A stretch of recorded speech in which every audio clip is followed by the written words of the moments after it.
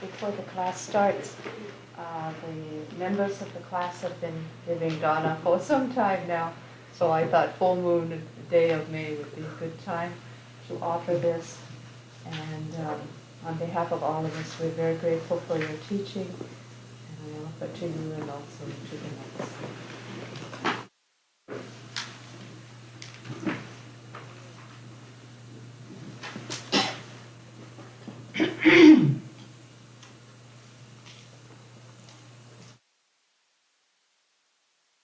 Shall we start or? Yeah. Okay.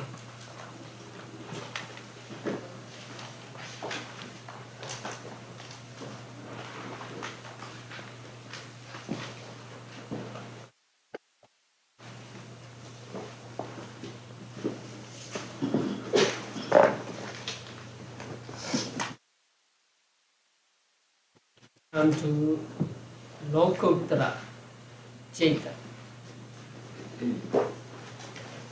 page 11. Supramundane consciousness. We already finished the 81 mundane types of consciousness. So today we come to Lokuttara, supramundane types of consciousness. So the Pali word Lokuttara is made up of two parts, Loka and Uttara. So Loka means the world, but the world here means the five aggregates. And Uttara means transcending. So Lokuttara means transcending the world of five aggregates. That means going beyond the five aggregates. Actually, that means out of this samsara, out of this world of rebirth. And there are 8 Lokuttara Chaitas, and they are divided into 4 kusala and 4 vipaka. So 4 wholesome and 4 resultant. The vipaka chaitas are also called phala chaita here. P-H-A-L-A. These types of consciousness arise when a yogi attains enlightenment. So these types of consciousness are actually enlightenment consciousness. Now a person practices vipassana meditation and he makes progress, say, from one stage of vipassana to another, and when his vipassana becomes matured, then the enlightenment occurs. So when enlightenment occurs, a type of consciousness arises in his mind. A type of consciousness which he has never experienced before in this life or in the past lives. So that consciousness arises, and that consciousness takes nibbana as object. And that consciousness has the function of destroying the mental defilements. What we call enlightenment is just that, the arising of that consciousness, and that consciousness destroys the mental defilements. That consciousness is called magga, path consciousness. Immediately following the path consciousness are 2 or 3 moments of resultant, phala consciousness. So that is according to what really happens. But here in the list, magga cetas are grouped separately and phala also separately. But in actual occurrence, phala cetas always follow magga cetas. So magga ceta arises once and then it disappears.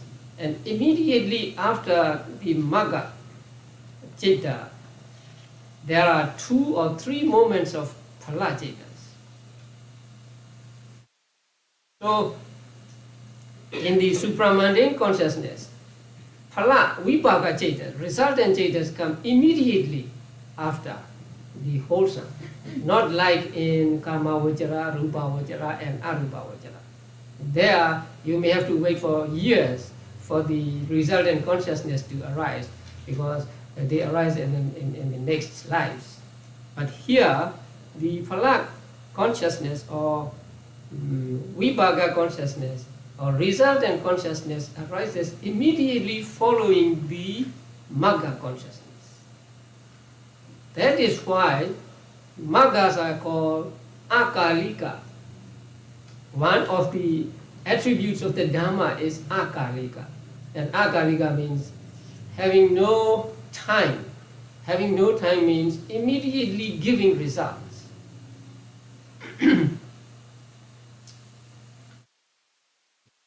So when a person reaches the first stage, that first stage is called Sotapatti, right?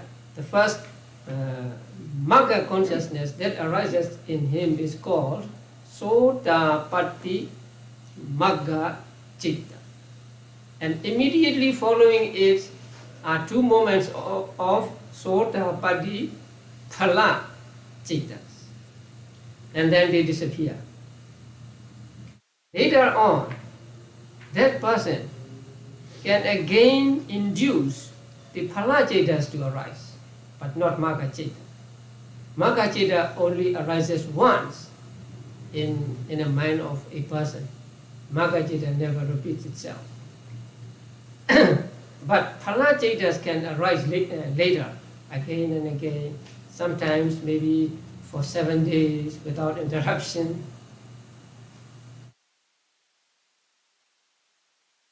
When a person reaches the first stage of enlightenment, he is called a Sotapatti, Sotapanna, right? But we have to understand two individuals or 2 persons here. The person at the moment of magga citta, and the person from the moment of phala until he reaches the higher magga citta. The first person is called Sotapatti magga person, and the second person is called Sotapatti phala person. And Sotapatti phala person and Sotapanna are the same. So, magga person is the one who is in that who is actually attaining enlightenment, and phala person is one who has attained enlightenment. Although magga moment and phala moment are very, very brief, almost imperceptible, but we differentiate these 2. The person at these 2 different moments as 2 different persons. Later on, we will have altogether 8 noble persons or 8 enlightened persons. So only there are 4 stages, but we say there are 8 enlightened persons. So the first one is at the moment of magga, and the second one is from the moment of phala until the next higher stage.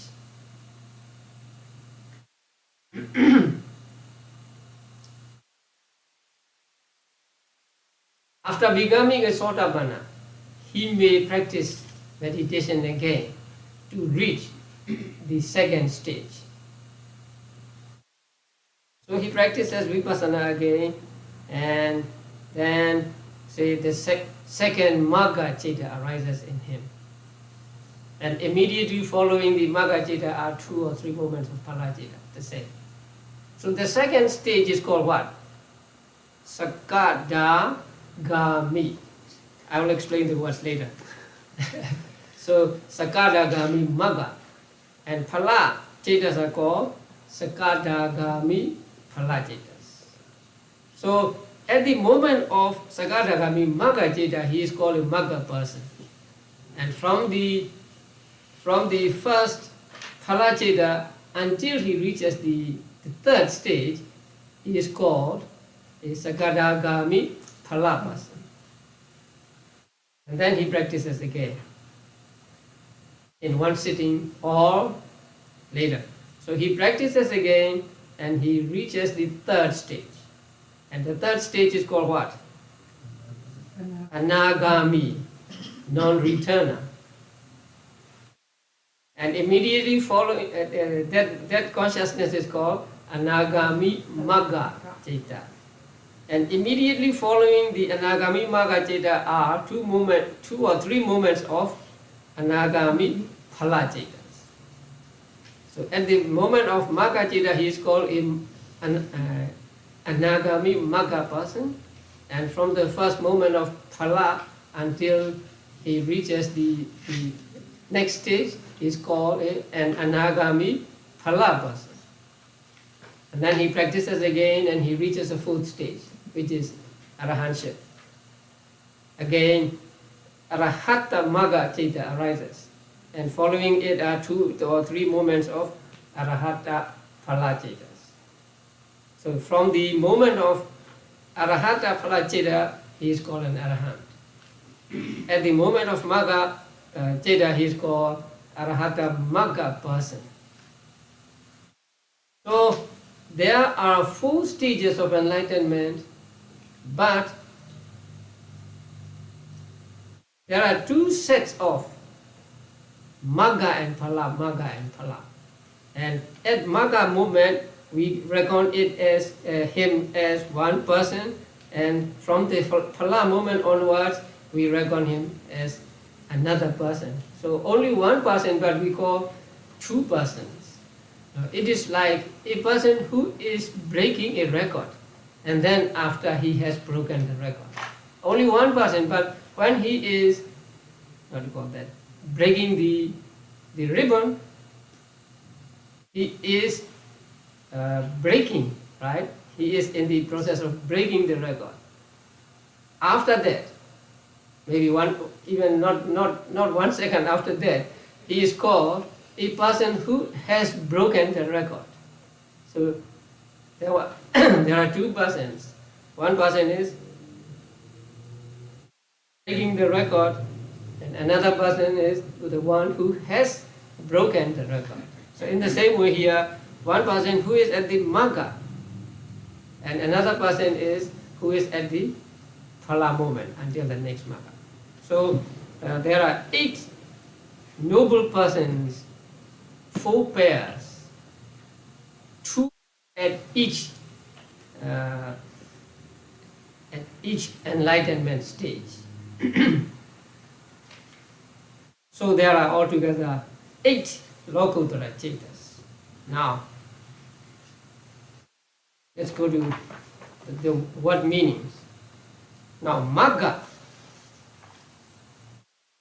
Here also, we must understand Magga, Magga Citta, and another word, Magganga. I don't give the word here because it is not in the manual. Magga, Magganga, Magga Citta. Path, factors of path, and path consciousness. Now, Magga means the group of 8 factors together. You know the 8 factors, right understanding, right thought, and so on. So these 8 factors as a group together are called magga. And each one of them is called the factors of magga. In Pali it is called magganga. Like in jhana we have jhananga, right? So here magganga. Anga means a part or a limb or a constituent. And magga citta means citta accompanied by these 8 factors. So magga, magganga, magga citta. Path, factors of path, and path consciousness. Okay, now sota patti magga. Sota here means stream, a stream, a current stream. Here it is used metaphorically, so stream means the Aryan path. That means just the 8 factors, or what I call Noble Eightfold Path, right? So these 8 factors are called here sota, the stream. Once you get into that stream, you are sure to reach Nibbana. You will not go back. You are fixed. So you are sure to reach Nibbana. And apatti means reaching for the first time. A means first, and patti means reaching, arriving. So apatti means reaching for the first time. Reaching the stream of noble path for the first time is called sotapatti.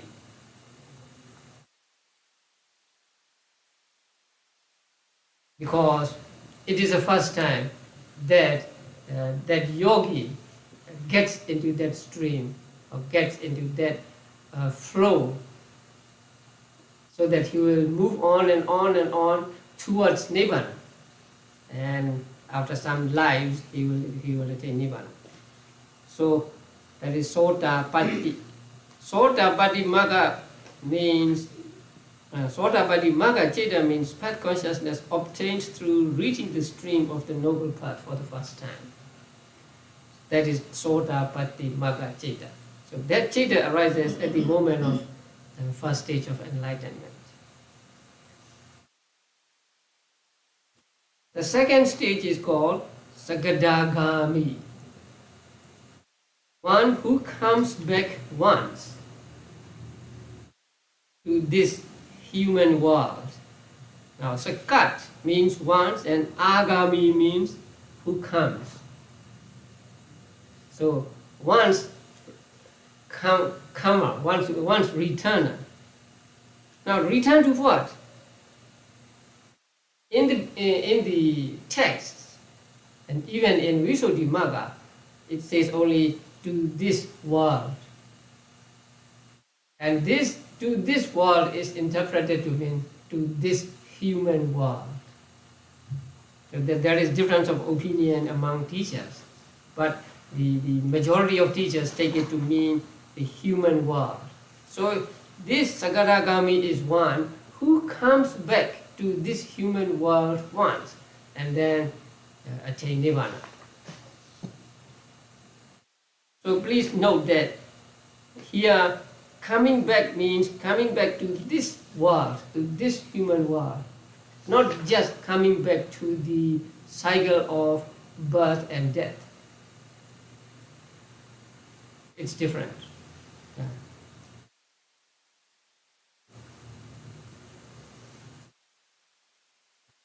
That means he will become a Sagadagami as a human being. And then after this human life, he will be reborn as a celestial being, Deva. And then he will die as a Deva and reborn again as a human being. And he will attain Nibbana in that life. So that is why he is called once returner, who once come back here. So in order to return, he has to be reborn in another world. And then he comes back here and he attains Nibbana here.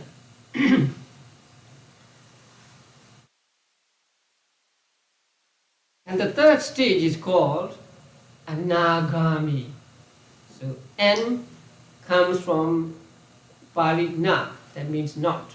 Agami means one who comes back. So Anagami, one who does not come back. Now, the same thing here. Who does not come back means who does not come back to this world. Here, it is interpreted to mean not the human world, but the sensuous world. That means human beings and also devas. Here also, who does not come back to the to the sensuous world, but not who does not come back to the cycle of rebirth and death. Because if you say he is not coming back to cycle of rebirth and death, he would be an arahant. So it is wrong to say that Anagami is one who returns to this cycle of rebirth, who does not return to this cycle of rebirth, because he still have more rebirths as Brahmas. Not as human beings, not as devas, but as Brahmas he has more rebirths. So what he does not come back to is to this sensuous world.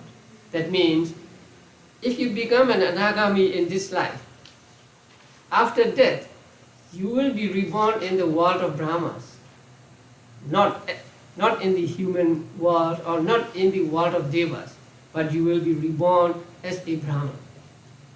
And then you may attain Nibbana in the first realm, or if not in the second realm, third realm, fourth realm, and the fifth realm, you will surely attain Nibbana. So an Anagami is one who does not come back by way of rebirth to this sensuous world, to the world of human beings and to the world of devas or lower celestial beings.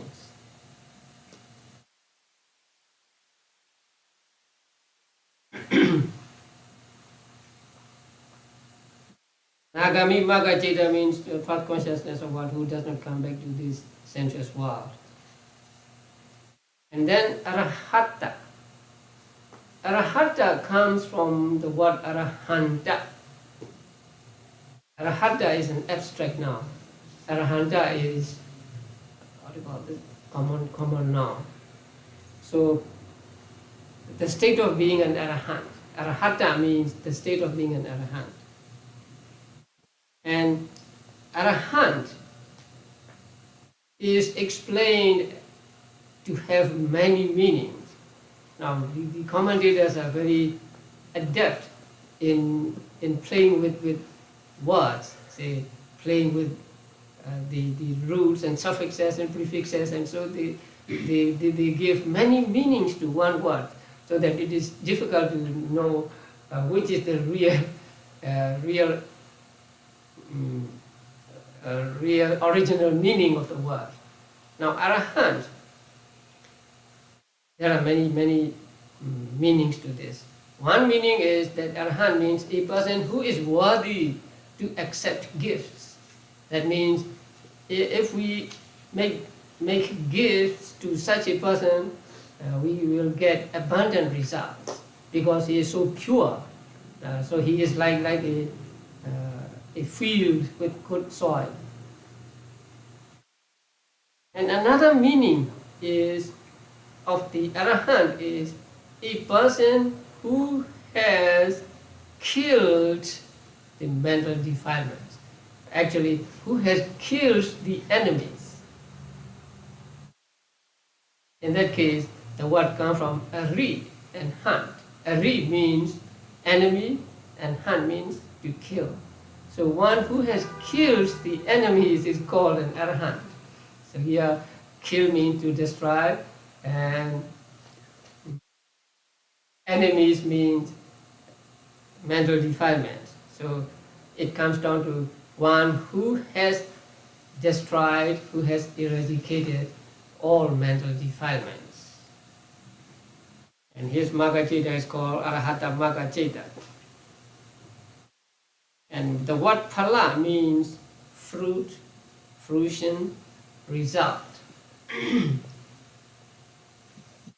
Now there are different kinds of Sotapannas, Sakadagamis and Anagamis. But if you are interested, you may pick up Visuddhimagga and read it. But I will not burden you with these details of the different kinds of Sotapannas, Sakadagamis and so on, because in the beginning, I think it is important to understand what is simple first. And then later on you can go to the complicated things. Okay, now with regard to these 4 stages, we must understand what fetters or what mental defilements are eradicated at these 4 stages, and what are the results of the enlightenment, or what changes there are after the enlightenment. So please look at the sheet. Removal of fetters by different markers.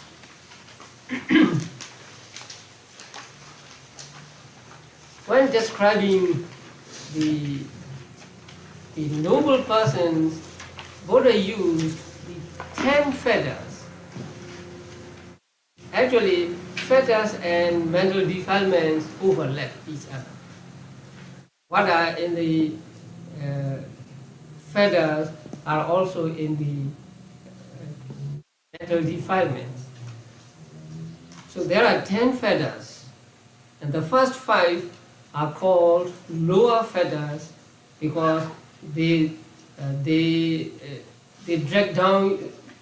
drag you down to lower states of lives or existences, and the other 5 are called upper fetters. So at the first stage, that means the first magga, what are eradicated or what are removed? The first is kama, raga, sense desire. And that sense desire is the intensity of that desire, that sense desire is strong one. Strong means what? Strong enough or bad enough to lead to woeful states. That means at the first magga, kama raga or sense desire is eradicated, but not all of it. Just some degree of kama raga is eradicated. And that we use the word strong here. So strong means strong enough to drag you to the 4 woeful states. And also what? Patigha, ill will, that means anger, dosa. The same, strong. So strong enough to lead to woeful states. And then the third one is what? Sakkaya, deity, self-illusion. So that is belief, wrong belief that there is a self, or belief in itself. So that the Sotapanna eradicates all. All means total eradication. Not just one level of it or whatever, but all of Sakkaya deity, all of self-illusion, the first magga eradicates. So it will not arise in him anymore. And the next one is Sīlāpada paramasa, adherence to habits and practices. Now the usual translation is adherence to rites and rituals.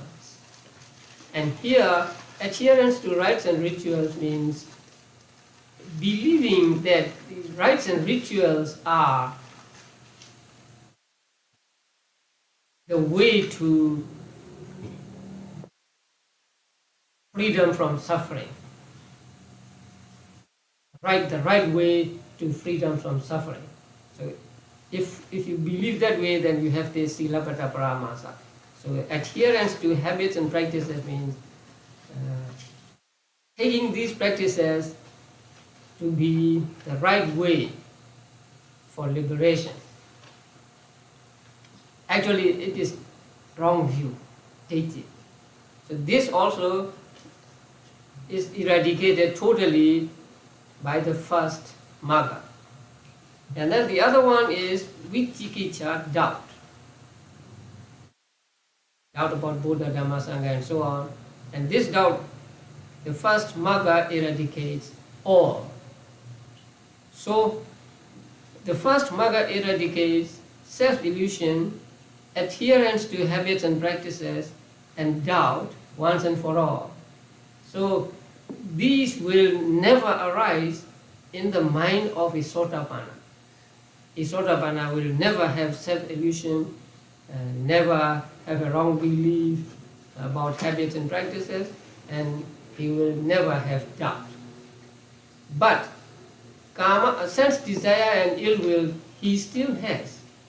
But his sense desire and his ill will are not strong enough to lead him to four woeful states. That is why a Sotapanna is not reborn in four woeful states. A Sotapanna will never be reborn in the four woeful states. And that is because he has no mental defilements that are strong enough to take him to, or to lead him to these four woeful states. And it is said in suttas that a Sotapanna, actually all noble persons beginning with a Sotapanna keeps the 5 precepts always intact. So a Sotapanna will never break any one of the 5 precepts. His purity of morals is accomplished at the moment of enlightenment. So a Sotapanna will never kill a living being, never steal, never lie, never drink. And it is said that a Sotapanna, if he does not reach any higher stages until the 7th life, then he may be reborn a maximum of 7 times or 7 lives. And in the 7th life, he will surely become an arahant, or he will reach the higher stages, or all the higher stages. So a Sotapanna is said to have only 7 more rebirths. Jewel Sota, Buddha said, they do not take an 8th rebirth. So at most they will take 7 rebirths. That is, if they do not reach higher stages in the intervening lives. For example, a person may become a Sotapanna here, then let us say he is reborn as a Deva. While a Deva, he may practice meditation again and he may reach the 2nd stage, 3rd stage and so on. So if so, he is no longer a Sotapanna, he becomes a Sakadagami, or he becomes an Anagami. But here, when we say he has maximum of 7 lives to go, means if he does not reach higher stages until the last life.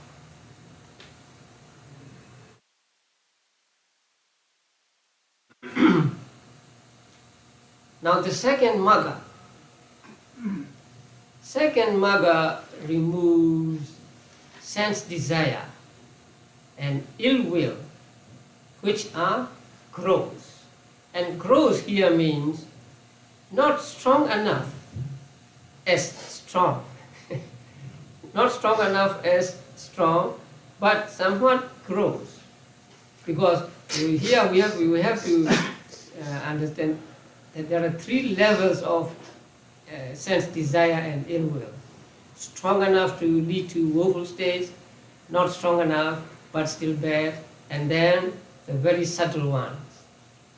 So this second magga does not eradicate totally any more mental defilements, but it makes sense desire and ill will less intense. So it weakens, it makes these fetters weaker. They are already weak after the first stage of enlightenment, but after the second stage of enlightenment, they are much weaker. Maybe they are just a little bit of sense desire and ill will remains. So the second magga does not eradicate any more mental defilements, but it attenuates or it makes weaker the sense desire and ill will. So if Sagadagami still has sense desire and ill will, if Sagadagami is still capable of getting angry, but his anger will be very, very mild. Yeah. When a person reaches the third stage, or the third magga eradicates sense desire and ill will, which are subtle, which are remaining actually. After that, there are no more sense desire and ill will. So we can say that the third magga, or the anagami magga, eradicates sense desire and ill will altogether. I mean, once and for all. So sense desire and ill will never arise in an anagami. Sense desire means desire for sense objects. So if a lay person becomes an anagami,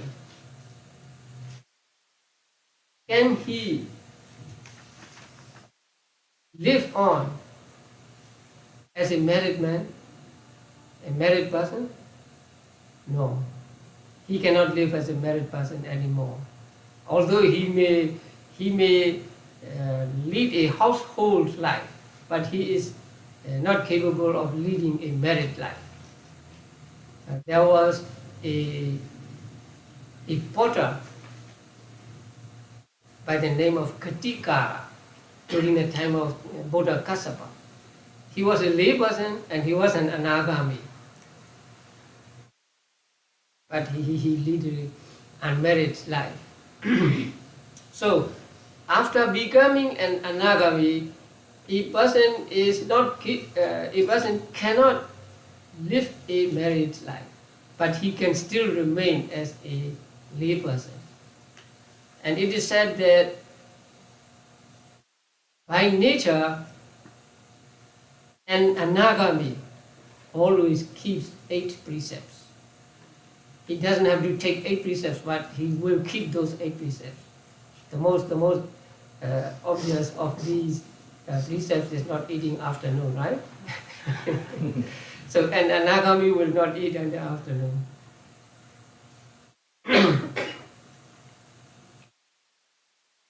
Then the fourth magga,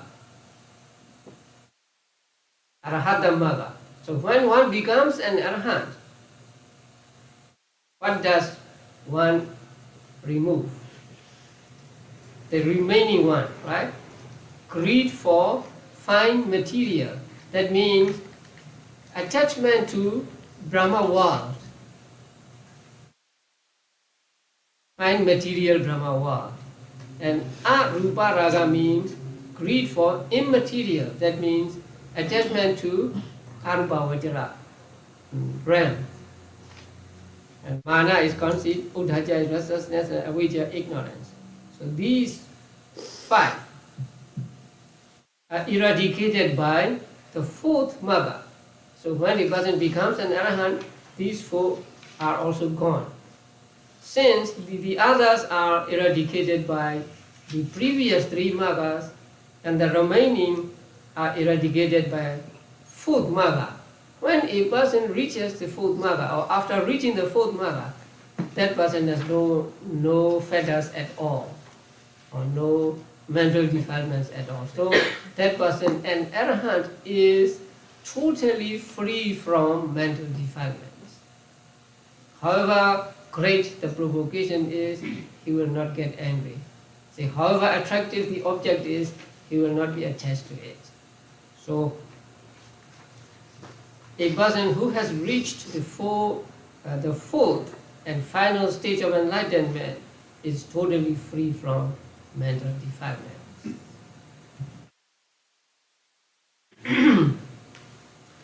Now, with regard to mental defilements, there are 10 mental defilements. You'll find them in the 7th chapter. So, as to the mental defilements of, in Pali we call kilesas, the first magga eradicates wrong view and doubt, ditthi and vicikiccha, these two, total eradication. And the second magga does not eradicate anymore. It makes just others weaker. So no eradication here. And the third magga eradicates anger, dosa.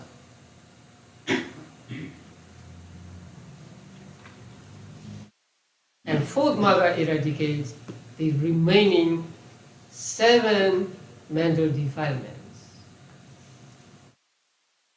Now, an anagami has eradicated ill will or dosa altogether. So an anagami is incapable of getting angry. And he will not be afraid of anything, because fear is understood under dosa. It is a passive dosa. So when one reaches the third stage of enlightenment, and one will not be afraid of anything. He will not be afraid of death. He is like an arahant in that case. Now, there are 12 akusala chetas, right? So, how many of the akusala chetas are eradicated by first magga? First, you must understand what mental defilements are eradicated. Wrong view and doubt. So, which are accompanied by wrong view? How many chetas are accompanied by wrong view? 4, right? And then 1 is accompanied by doubt. So, a Sotapanna eradicates 5 types of consciousness. So 4 accompanied by ditthi and 1 accompanied by doubt will not arise in him anymore. So 5 akusala chetas is Sotapanna eradicates. And the second, once returner, what does it eradicate? Nothing. Right? No more. What he does at that stage is just making the remaining ones weaker, but not totally gone. Okay. So what? Now third stage.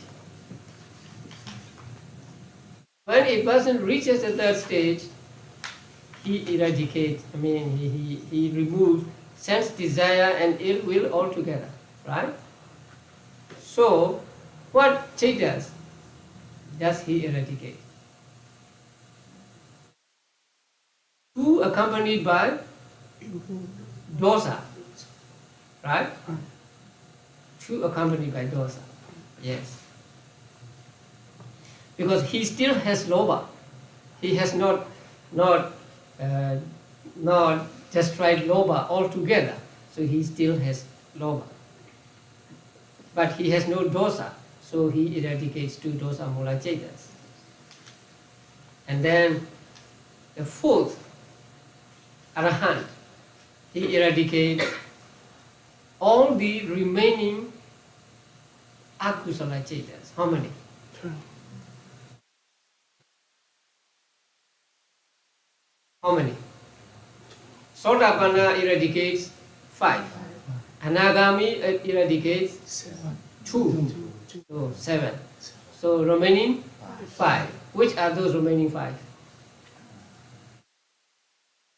Those not accompanied by deity from Lobha Mula Ceta. How many? 4. And then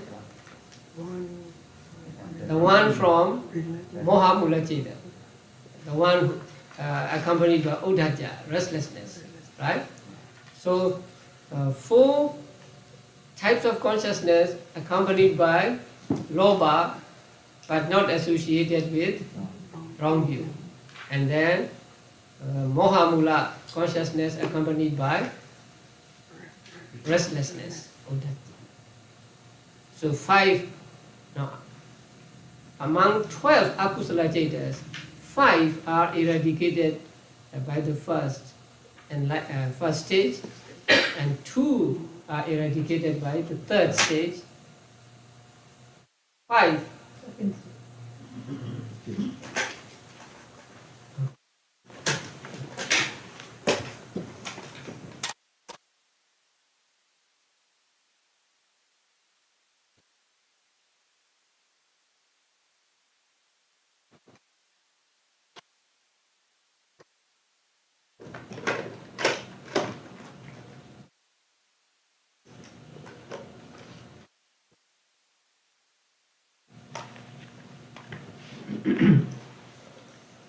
So from among the 12 akusala cetas, 5 are eradicated by first, 2 are eradicated by third, second, third, right? And another 5 are eradicated by fourth. So when a person reaches the 4th stage of enlightenment, all akusala are gone. So not one of these akusala cetas will arise in the mind of an arahant or a Buddha.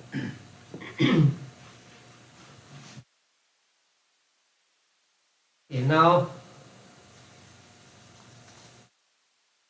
we find only 8 Lokuttara cetas, kusala and vipaka, and no kiriya, right?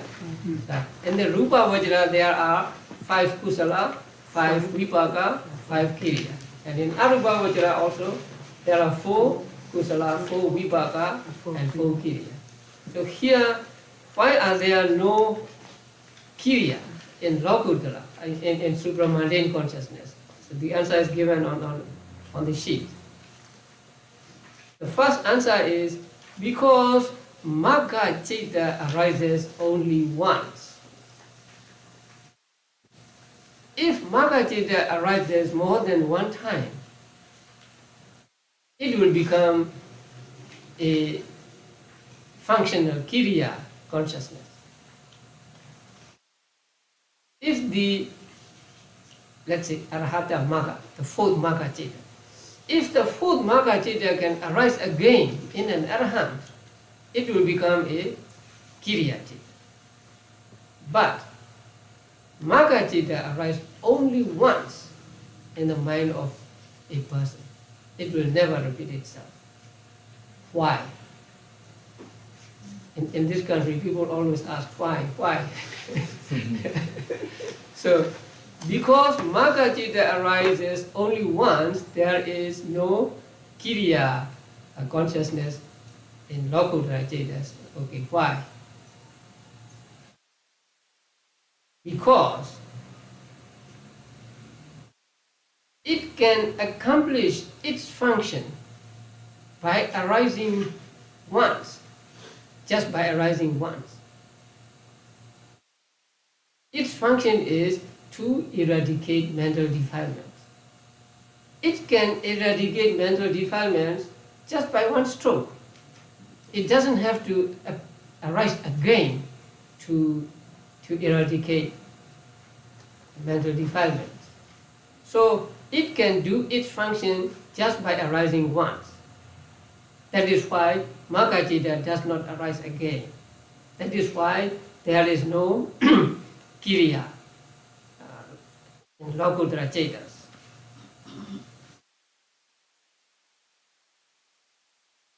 And then, for living happily in this life, that means to enjoy the bliss of liberation, there are phala-citas. That means, if a Magga-citta can arise again and again, Magga-citta takes Nibbana as object, right? So it would be very,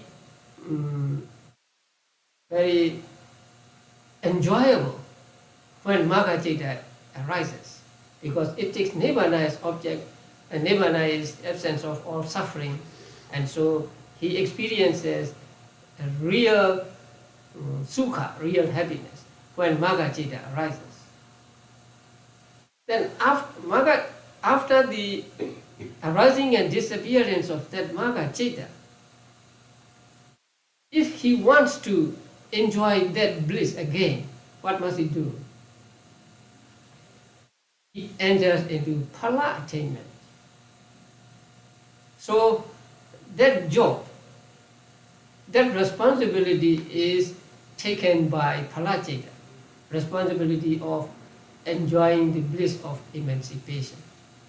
So Magga-citta doesn't have to arise again for that purpose, because that purpose is taken care of by the phala-cittas. That is why Magga-citta can arise only once. And since it can arise only once, there can be no Kiriya in Lokuttara Cetas.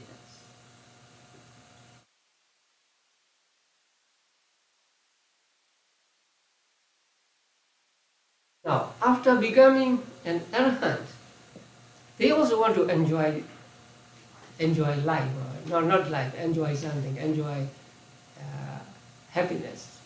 And their enjoyment of happiness is having consciousness, series of consciousness which take Nibbana as object. So when mind is on Nibbana, the person feels very peaceful. And for that purpose, there are phala-cittas. So after becoming an enlightened person, after becoming a Sotapanna, that person can enter into the Sotapatti phala attainment whenever he likes. And during the time he has decided for how long, say 1 day, 2 days, 3 days, and so on. So during that time, only phala-cittas will arise uninterruptedly for as long as he wishes. The limit for human beings is 7 days. So that task is taken by phala-cittas, and so Magga-citta doesn't have to arise again. That is why there are no Kiriya Cetas in the Lokuttaras, only 8 Lokuttara Cetas and not 12 Lokuttara Cetas.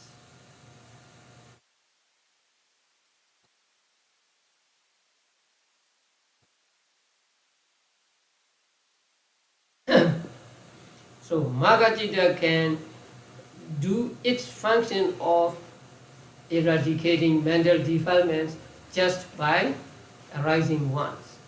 So if it can eradicate just by arising once, there is no use of its arising again. That is why it arises only once. And for living happily in this life, that means for the enjoyment of bliss of emancipation, there is phala samapatti, phala attainment. So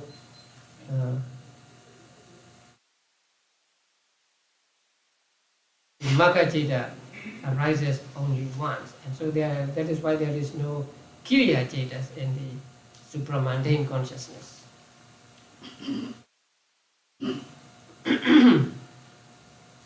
So up to now, we have come to the end of 89 Cetas, right? So 81 mundane Cetas and 8 supramundane Cetas. So altogether there are 89 types of consciousness. Now let's go back to the beginning. How many are akusala? 12. How many kusala?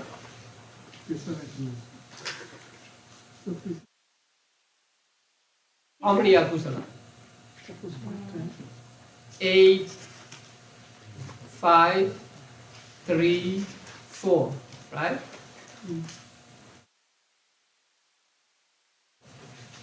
How many? Kama Vajra Kusala 8, right? Rupa Vajra Kusala 5. Arupa Vajra Kusala 4. Magga 4. Or Logudra Kusala 4. So 8, 5, 8, 4, 4. Altogether 21. So 12 akusala cetas, 21 kusala cetas. How many resultant vipaka cetas? 8. You have the chart? Yes. Yeah. So 17.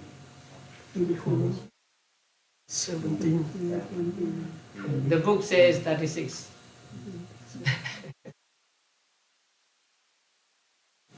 15 from Ahituka, right? 8 from Kama Vajra Kusala.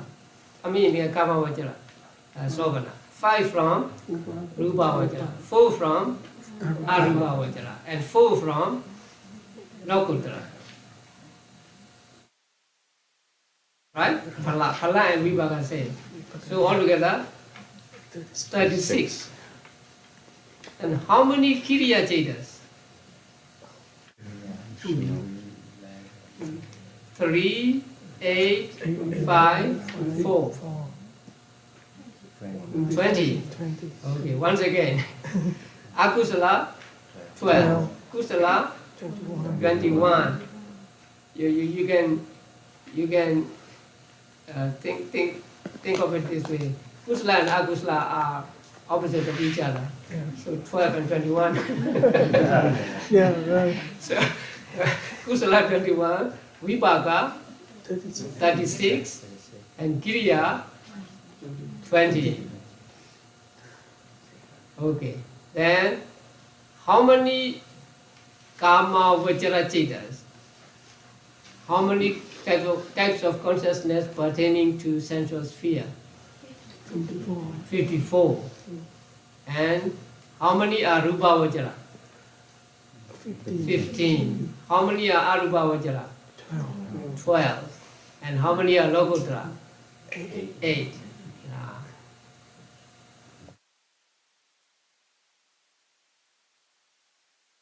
So we have got altogether 89 types of consciousness, and we can go through it by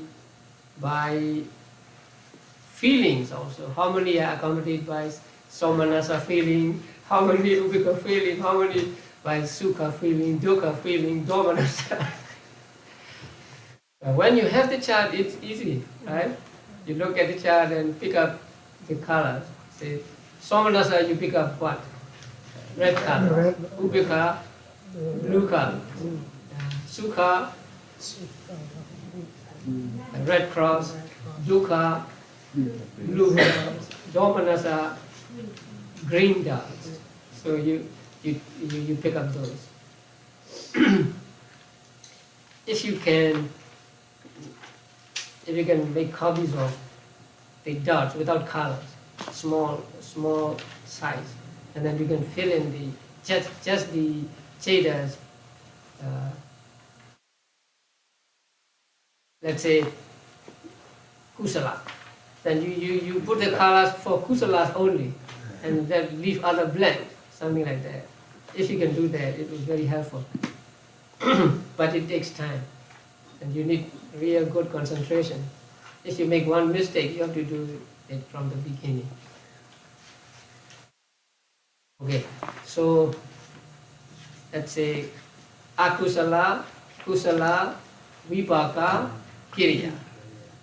And then kama vajara, rupa vajara, arupa vajara, lokutra.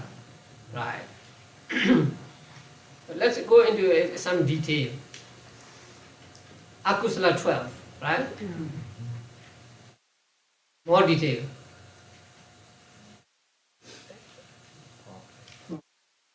Those associated with loba, 8.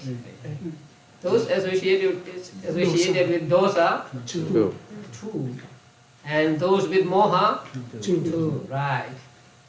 And then let's go to ahituka. The first column, 7 resultant. Resultant of what? Akusala. Right. And then 8 resultant of kusala. And then 3 functional. Altogether 18. And they are called what? Ahituka, rootless. Right. And then the next group is Kama Vajara Sobhana, beautiful sense spheres. Right? That's easy. 8 kusala, 8 vipaka, resultant, and 8 kiriya. Very good. And then next group, rupa vajara. 5 kusala, 5 vipaka, 5 kiriya. And then next group, arupa vajara. 4 kusala, vipaka, and 4 kiriya. Okay. How many first jhana? First jhana chetas. Among 27 Mahagata chetas. You remember the word Mahagata? Yeah. 15 Rupa Vajara and 12 Arupa Vajara. So there are altogether 27. How many first jhana chetas there? Cross. 3. Second jhana? 3. Third jhana? 3. Fourth jhana? 3. Fifth jhana? 15. 15. 3 from Rupa Vajra and all 12 Arupa Vajra. Arupa Vajra are reckoned as 5th jhana, right? So 3 first jhana chetas, 3 second, 3 third, 3 4, and then 15 5th jhana chetas. Very good. So when we add up all until including the 12 Arupa Vajra chetas, we get 81 types of consciousness. And they are called Lokiya, right? Pertaining to Loka, I mean this world, world of 5 aggregates. And then we transcend the world and we get into supramundane types of consciousness, Lokottara. Now how many Lokottara chetas are there? 8 Lokottara chetas. 4 are Kusala and 4 are Vipaka. And Kusala, Lokottara Kusala chetas are also called Magga chetas. Lokottara Vipaka chetas are also called Phala chetas. Okay. What are the 4 Magga chetas? You remember them? At least in English. Let's say in English first. Stream, entrance, once returner, non-returner, and arahant.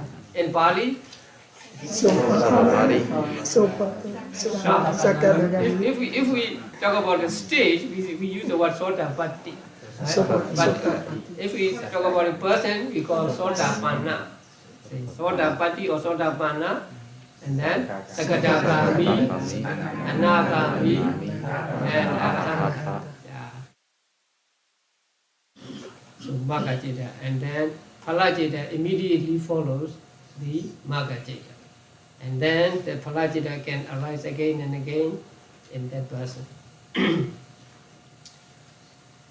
Okay, now we come to the 89 types of consciousness. But, or say, we come to the end of the 8 Lokuttara types of consciousness. Now these Lokuttara Cittas can be 40. It depends on what kind of Magga Citta arises in a given person. And in order to understand it, it's a little complicated. Now first, you have to understand that the jhana cittas and also Magga cittas, when they arise, they are accompanied by citasikas. Among the citasikas, there are the 8 factors of path and 5 factors of jhana. So when a Lokuttara Citta, let's say Magga Citta, when a Magga Citta arises, there are 36 citasikas arising together with it. And among them, Vitakka, Vichara, Piti, Sukha or Vedana, and Ekaggata. They are present with the Magga Citta. That first we must understand. Okay. There are different kinds of people getting, say, Magga Citta and Phala Cittas also. There are those who practice Vipassana only. These people are called dry Vipassana practitioners, like we are. We are dry Vipassana practitioners. So we do not practice jhana, we do not get jhana, but we just practice Vipassana. So a person who practices Vipassana only, no jhana, and when he attains, let's say, first Magga, then there will be 36 citasikas with it, and among them, Vitakka, Vichara, Piti, Sukha, Ekaggata. So his Magga Citta resembles the first jhana of Rupa Vajra, right? First Rupa Vajra jhana Citta is accompanied by how many factors of jhana? 5. So with this Magga Citta also there are 5 jhana factors. So by way of jhana factors, this Magga Citta resembles the Rupa Vajra first jhana Citta. So that Magga Citta is called first jhana Magga Citta.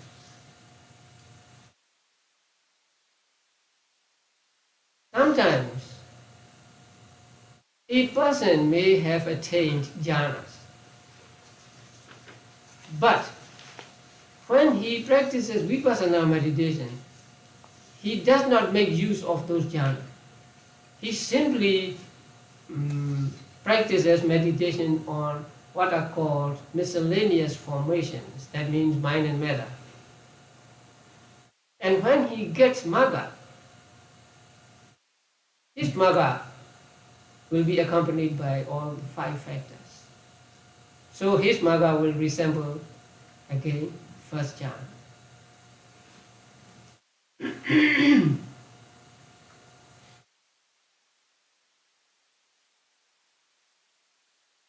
In that case, there is no difference of opinion, because a dry Vipassana person, when he gets the Magga, his Magga resembles the first jhana, because there are all these 5.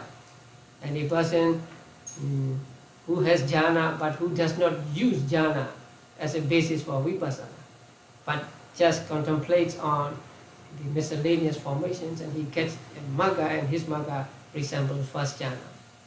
And also, a person who has jhana, and emerging from that jhana, he contemplates on miscellaneous formations, mind and matter. And when he gets Magga, his Magga resembles first jhana, with 5 factors. But what about a person who contemplates not on miscellaneous formations but on the jhana themselves? Because jhanas can be the object of vipassana meditation. If you have jhana, you may first enter into that jhana, and then emerging from that jhana, you may take the jhana as an object of vipassana. So in that case, it's not easy to determine what kind of magga that person will have. So with regard to this, there are three opinions.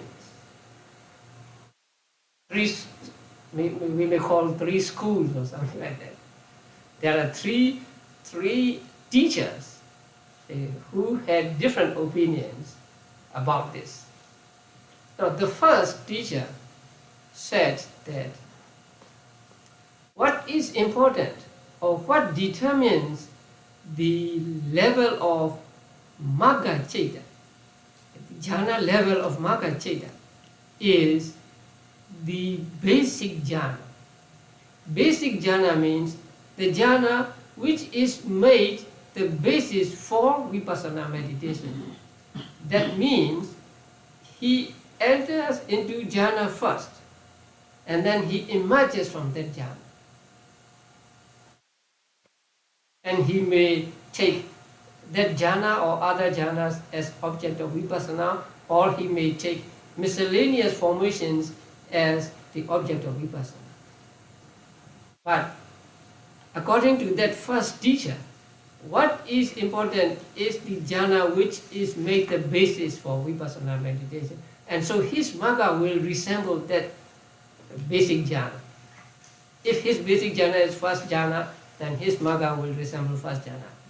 If his basic jhana is fifth jhana, then his magga will resemble fifth jhana. That means when his magga cheta arises, there will be no vitaka, vichara, piti and sukha. Just ubeka and ekagata.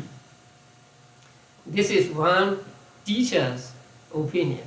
So according to that teacher, what is important or what determines the level of magga cheta is the jhana which is made the basis for vipassana. That means the jhana which is entered into first. Now there is another teacher who said, what is important is not the jhana which is made the basis, but the jhana which is made the object of vipassana. Now, a person may enter into first jhana, and then he will emerge from that jhana, and he will practice vipassana on second jhana, or third jhana, fourth jhana, fifth jhana. So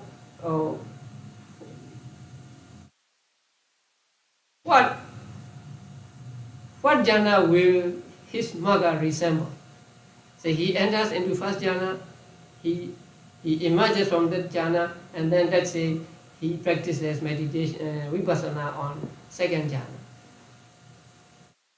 According to the second teacher, his jhana his magga will resemble second jhana, right? According to the first teacher, his jhana will resemble the first jhana. So there is a clash there, right? So the first teacher said the basis jhana is important or determining factor. The second teacher said the contemplated jhana is more important. It is the determining factor. So which do you like? Now there comes a third teacher, diplomatic. He said, what is important when the basic jhana and the contemplated jhana are different? What is important or what determines the level of magga is that person's wish. Now that person enters into first jhana, right? And then emerging from the first jhana, he contemplates on second jhana. But if he wishes for first jhana, then his magga will resemble first jhana. if he wishes for second jhana, the contemplated jhana, his magga will resemble second jhana. So his magga will resemble the basic jhana or contemplated jhana according to his wish.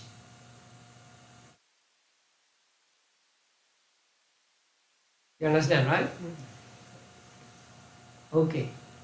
Then, if he has no particular wish, what will happen? The higher jhana. It will resemble the higher jhana.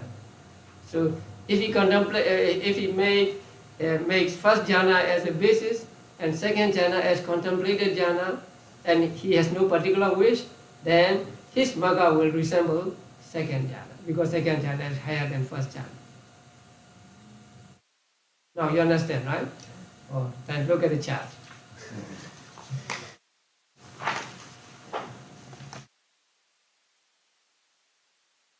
The way maggas chetas resemble jhanas. Now, I think I told you that magga chetas and phala chetas are also called jhanas, right? Because they examine closely the characteristics, and for phala chetas they examine closely the true characteristic of nibbana, right? So they can also be called jhana. Here also they can be called jhana, or they are called jhanas, because they examines closely the characteristic. Yeah, the examination of characteristics is accomplished at the moment of magga, and so they can be called jhana. But another explanation is that they resemble jhanas. That's why they are called jhanas. Now we must understand that magga citta and jhana citta, right? If it is jhana citta, it is not magga citta.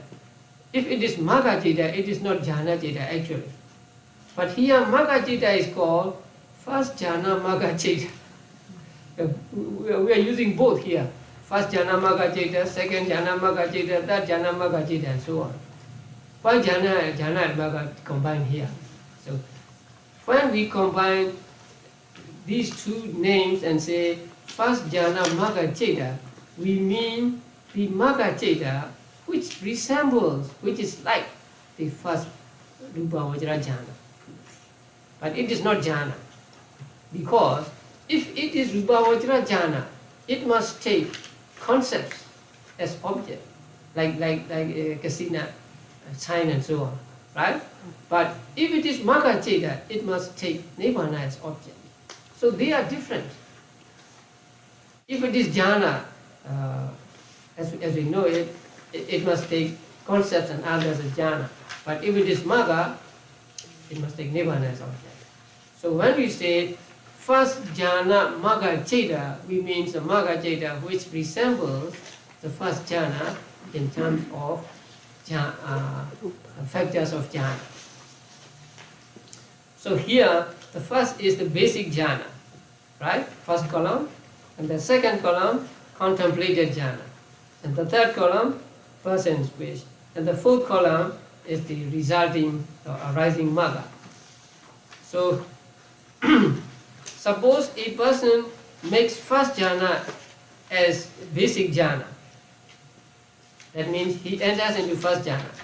And then after emerging from that jhana, he contemplated on. That means he practices vipassana on miscellaneous formations. That means mind and matter.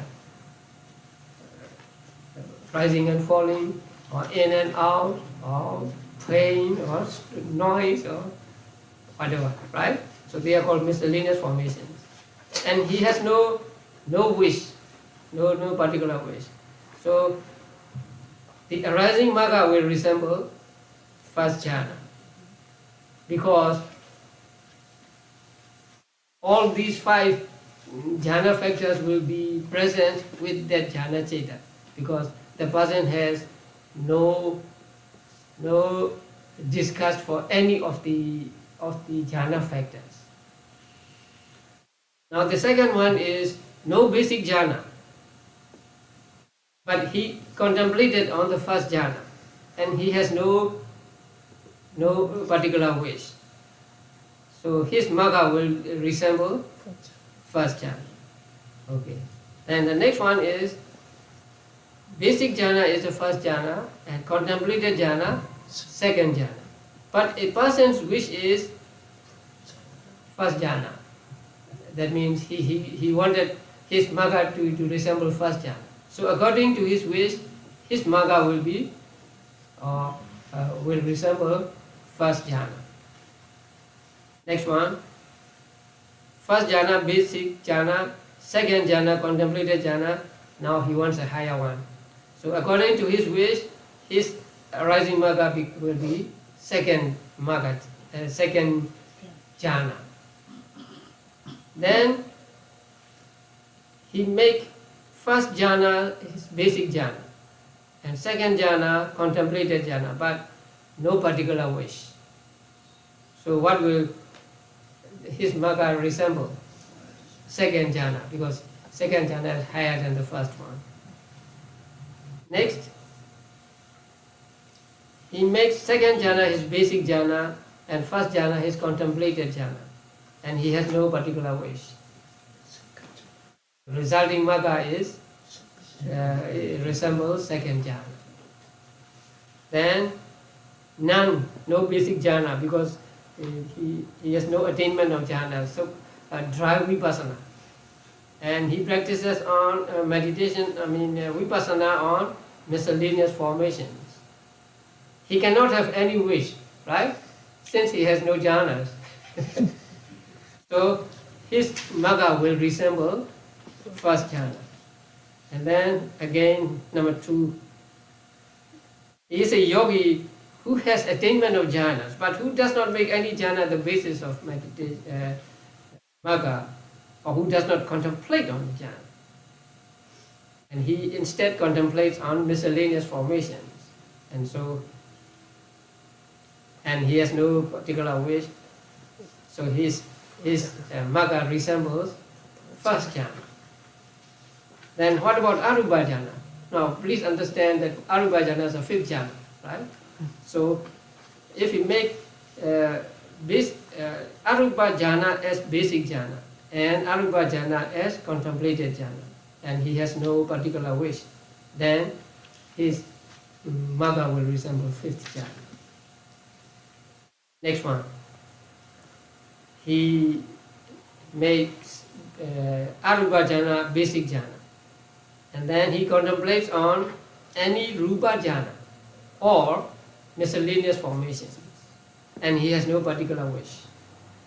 Then the higher one will prevail, right? And then the last one, any rupa jhana or miscellaneous formation, that is basic form. And then contemplated on arupa jhana, and he has no particular wish. Then his magga will resemble fifth jhana. Now this chart is not comprehensive. You can put many things here, but please understand that there must be basic jhana, contemplated jhana, and person's wish. So if there is no person's wish, then the higher jhana will prevail. But if there is a wish, then according to his wish, the magga will resemble first jhana, second jhana, and so on. Now this, since magga jhana and magga chitta can resemble first jhana, second jhana, third jhana, fourth jhana, and fifth jhana, there are said to be 5 Sotabadi magga chittas. Similarly, there are 5 Sakadagami magga chittas, 5 Anagami magga chittas, 5 Arahata magga chittas. So we get 20 kusala, lokuttara kusala. The same with phala chittas. 5 Sotabadi phala chittas, 5 Sakadagami phala chittas, 5 Anagami phala chittas, 5 Arahata phala chittas.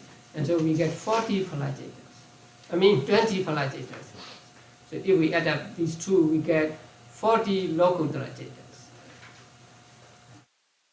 So 8 Lokottara Cetas become 40 Lokottara Cetas because each one of the 8 Lokottara Cetas can resemble each one of the 5 Rupa Vajra jhanas in terms of factors of jhana.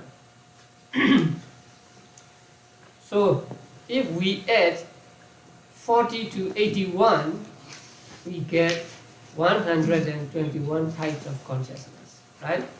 Yeah. So that is why we always have to say 89 or 121, 89 or 121. For beginners, it's confusing. Why not say 81 or 121? Not both. But we have to say this because in one way there are 89, in another way there are 121 types of consciousness. If you are interested to learn more about the basic jhana, contemplated jhana and so on, you can read Visuddhimagga or the Atthasalini. Atthasalini is the commentary on the first book of Abhidhamma, and it is translated in English as expositor.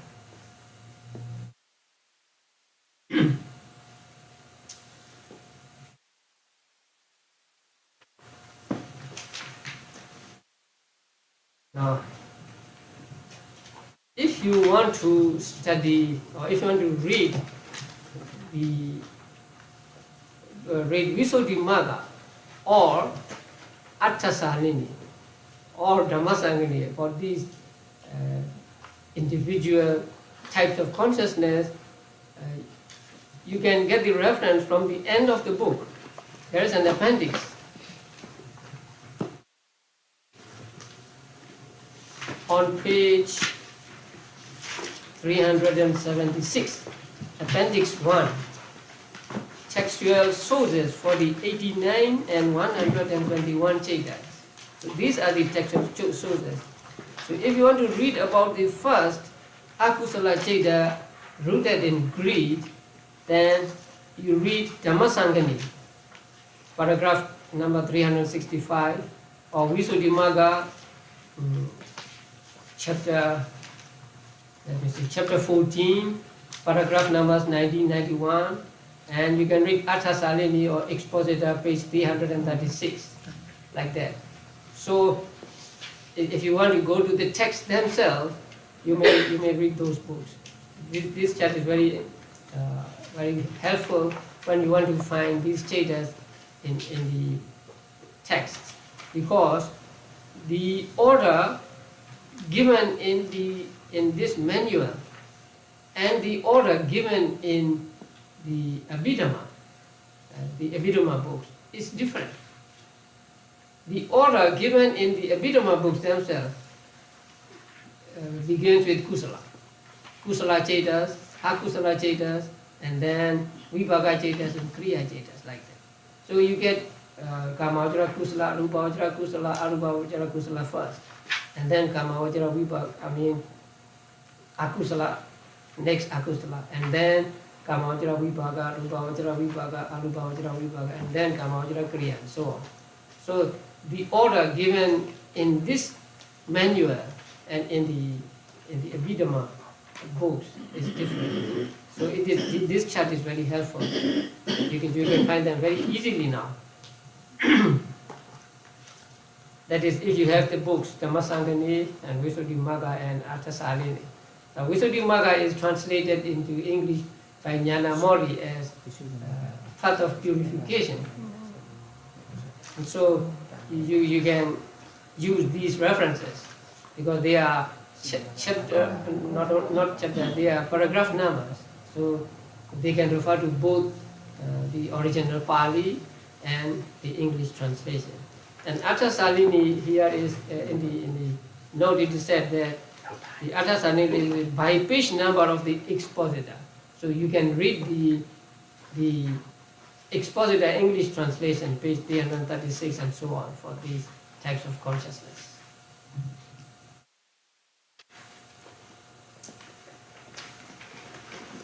Okay.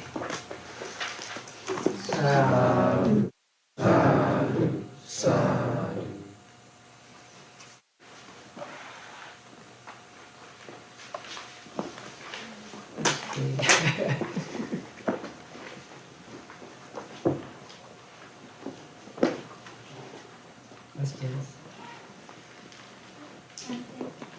May I have a question? Regarding the level of enlightenment that we go through here, in the Atasalini mentioned 3 words: emptiness, signless, and undesired. Not very often we find the word emptiness in this original scripture, but it's one of the essential themes in the Northern Buddhist school. Could you please explain more on those? The word English, the Pali word used is sunyata. But sunyata in Theravada is different from sunyata in Mahayana.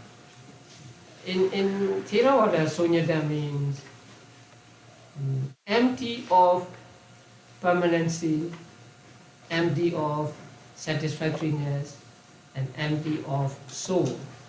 So sunyata really means, in Pali, anicca, dukkha, and anatta. Not void or not empty, not nothingness. And we will study this in the 9th chapter. Now, when a person practices vipassana, some people see impermanent nature more clearly, and some see the suffering nature more clearly, and the others see soulless nature more clearly. So depending on what characteristic they last contemplate on, the magga is named like sunyata magga. And we may translate it empty or void or whatever, and then apanihita, animata, and so on. So they are the names given to the magga depending on the quality of vipassana, or depending on the aspects of vipassana. Now when you practice vipassana, at one time you can be mindful of only one characteristic, because mind can take only one object at a time. So when you are, if your experience is with anicca more than other 2 characteristics, then your magga will be called, say, nimitta, right? Something like that. So these are the names of magga determined by the quality of vipassana. And so the word sunyata used there, it does not mean like it does in Mahayana.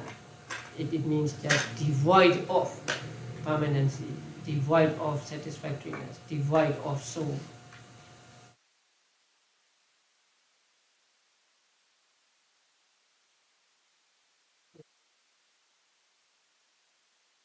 When the person attains the Sotapaddi, he eradicates 3 factors.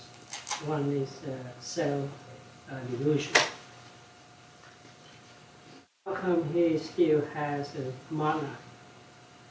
Because usually mana, because you have your self-delusion. So how come you eliminate self-delusion and you still have mana?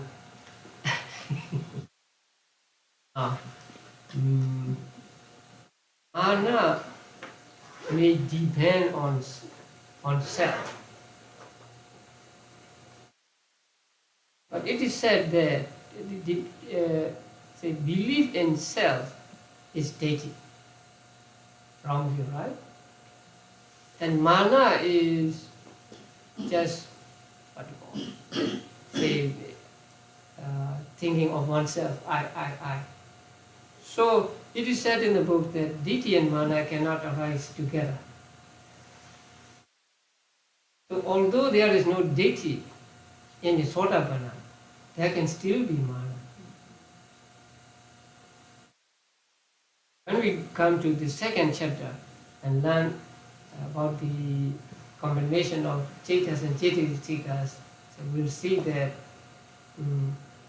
deity and mana arise separately, not together. Although there is no deity in a Sotapanna, there can still be mana.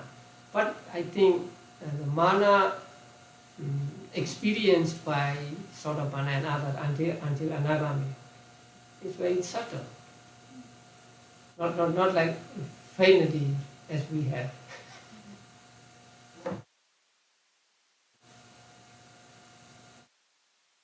Bhante, regarding avijja, ignorance, what's the difference then ignorance for the non-enlightened and the ignorance of the third enlightened person? Ignorance is we don't know about the Four Noble Truths and Ignorance is a very, it's mental defilement, very difficult to get rid of. That's why it lingers on until one becomes an arahant. And the ignorance of the ordinary persons and ignorance of enlightened person may be very different.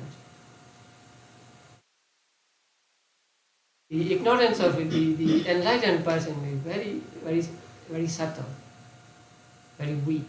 Although, since they cannot eradicate it altogether, we have to say, and there is ignorance in them. But their kind of ignorance is much thinner than the ignorance we have.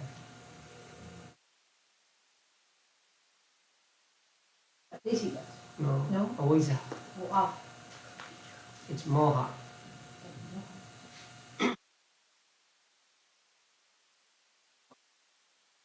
What kind of circumstances would a Sotapanna be born into? And this is someone who starts out as a child, yet he's an enlightened being.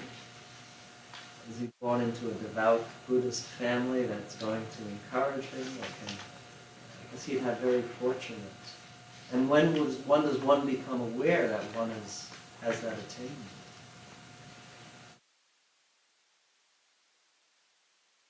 After some time after his birth, he will become aware of his being a Sotapanna. But even if he does not know he is a Sotapanna because he is too young, it is said that he will not say, kill any living beings and so on.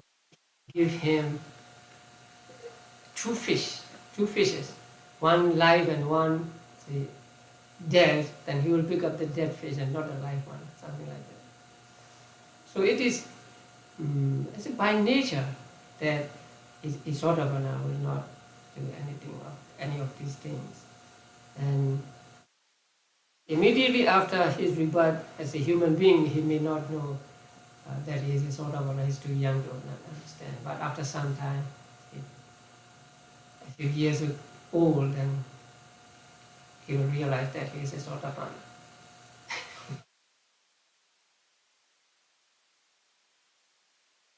And it is said that a Sotapanna will never change his religion.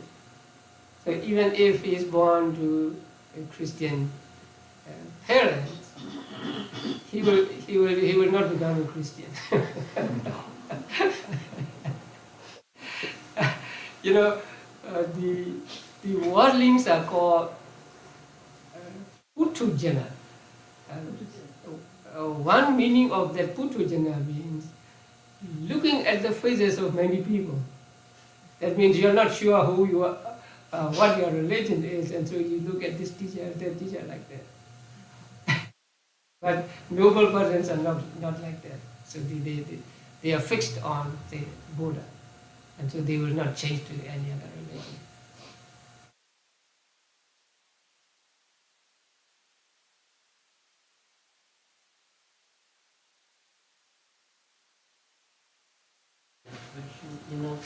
When you talk about arupa jhana, when you like the second jhana, like Vedana and jhana, you take the first jhana consciousness as the object. But I listened to your Dharma talk. You say he emerged from the first jhana and take that consciousness as object for the second jhana. How could he take that consciousness? It's no longer there because he already emerged out of that, right? And it's no longer there. How can? So vipassana is it's no longer there. So that it is not vipassana, right? Anubbhava is not vipassana. no. But you say take this as object. Yeah. But it's not there. It is not present. It is a past object. Because there are three kinds of objects: present, past, and future. So some take present things as object, some future as object, some the past as object. So these Arupa citas are said to take. I mean, second and fourth Arupa citas are said to take the past object, not the present object. So when they contemplate on the first Arupa citta, that Arupa citta is not present at that time. It's past. It is not vipassana. And now even in vipassana, there can be the past and future aggregate can be the object of meditation, especially during the stage of comprehension, contemplating on. Before the stage of rise and fall. So here in Arupa Vajracetas, they take the past object. And when we come to the third chapter, we learn about the objects, which consciousness takes, which kind of object, present or past or future or internal or external and so on. So we'll come to that in the third chapter. If you cannot wait, you read the third chapter now. On the section on objects. Bhante, on the book, page 68, they state it. They say Akariya Anuruddha, page 68. 68. Yes, Bhante, could you tell me how much Akariya Anuruddha? Oh, Acharya. Yeah, Anuruddha. He was the author of the original of this manual. Oh. Now this book is a translation and a guide, right? So translation of the book Abhidhammattha saṅgaha. This is the Pali original. And this book was written by that Acharya, Anuruddha. His name was Anuruddha. He was a native of South India. You know the name Kanchipuram. It is still in South India. So he was born there, and he went over to Ceylon, I mean Sri Lanka. And it is said that he wrote this book in Sri Lanka. And he lived, we do not know the exact date of this author, but one lower limit is that in the 11th century, another author wrote a paraphrase, Sinhalese paraphrase of this book. So he may have lived about 10 or early 11th century. So he wrote that Pali treatise, and that Pali book has become very, very popular with Abhidhamma students. And in Burma it is compulsory.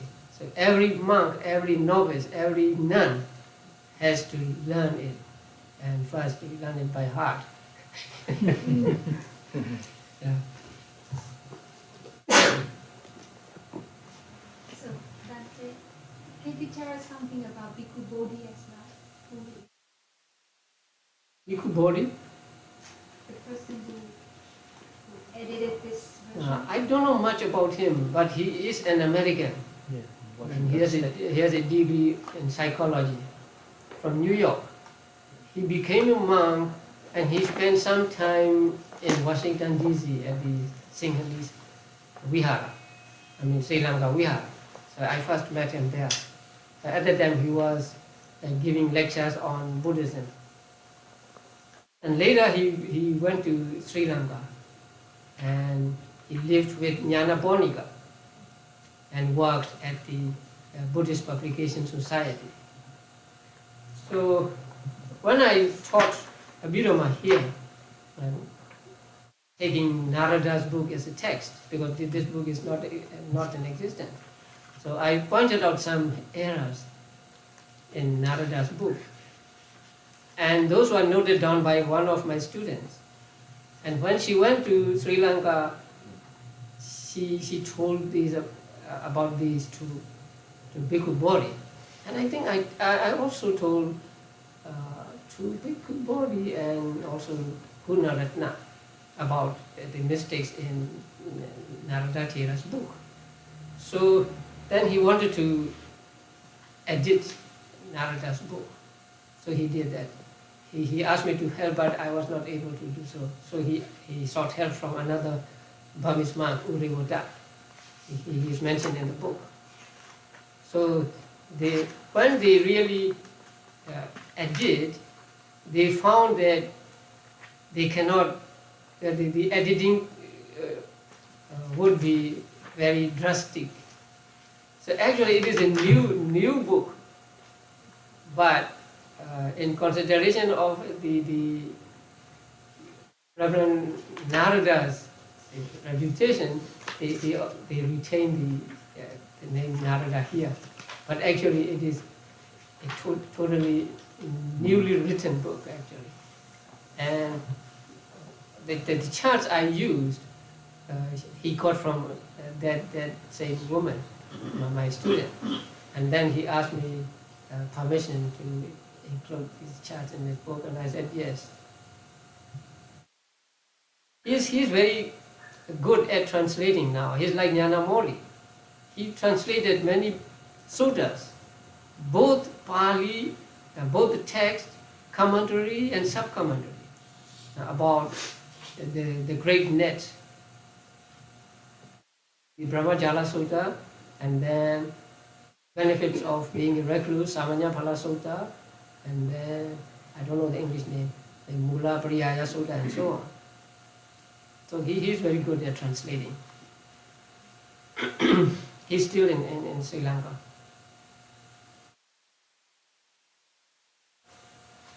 Actually, Uriwada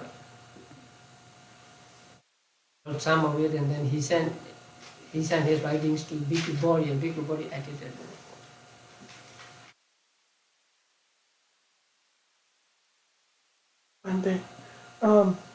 So today we learn about Supramandan Citta. Yes. So now, like people say, go by the first stream entry. So how do we know right now if we know that Buddha no, but if not Buddha, so someone can tell if people go to have a stream entry? That is very, very difficult to know whether a person has reached the first stage or not. Simply because we cannot get into his mind and see it for ourselves. So what we can do is just watch him, watch that person, and see whether he is still capable of telling a lie or killing an insect or something like that.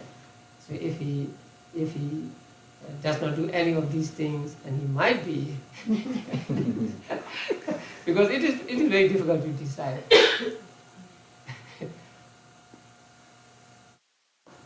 So one thing important is, you say a Sotapanna will never be reborn in woeful states. That is true. But that is true because he did not do anything that will take him to woeful states. But there are now some teachers who say, I am enlightened, and so I can do these things with immunity. That is not true.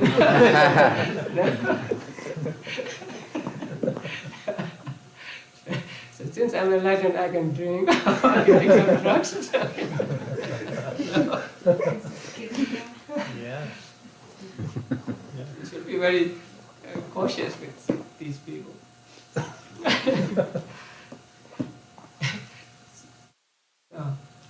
See, the fire doesn't burn my hand because I don't take hold of fire, right? If I take hold of fire, I will burn.